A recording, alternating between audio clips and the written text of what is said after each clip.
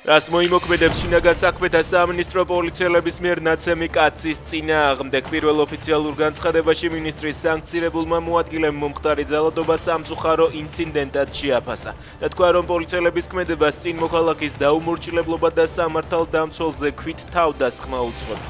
ამ დროისთვის დაკავებულია 6 პოლიციელი, ნაცემი მოქალაქეების მხარდასაჭერად კი გორში ამ წუთებში აქცია იმართება. მოქალაქეები პოლიციის შენობასთან არიან შეკრებილები.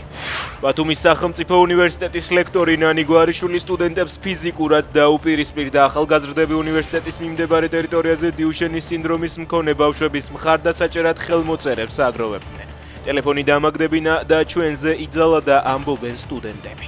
ჯგუფური ძალადობის საქმეზე, რომელშიც ავალიანის მკვლელობაში მონაწილე პირებიც ფიგურირებდნენ, კიდევ 2 პირი დააკავეს. პროკურატურის ინფორმაციით ალექსანდრე გაბაშვილმა, გიორგი რიკაძემ, დემეტრე ჩიქოვანმა, დემეტრე კასრაძემ, ირაკლი სულაბერიძემ და კიდევ სხვა პირებმა დაზარალებული მოთხოვებით მიიყვანეს დიდ დიღომში და ფიზიკურად გაუსწორდნენ.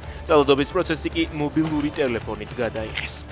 სომხეთი აღარ არის ქვეყანა, რომელიც თქვენ და თქვენმა პარტნიორებმა გაძარცვეთ, ასე მიმართა ფაშინიანმა ლუკაშენკოს, რომელმაც თქვა, რომ თითქოს სომხეთი რუსეთ-ბელარუსის გარდა არავის სჭირდება. სომხეთის პრემიერ-მინისტრის განცხადებით, მათი ქვეყანა ალტერნატივის გარეშე აღარასდროს დარჩება.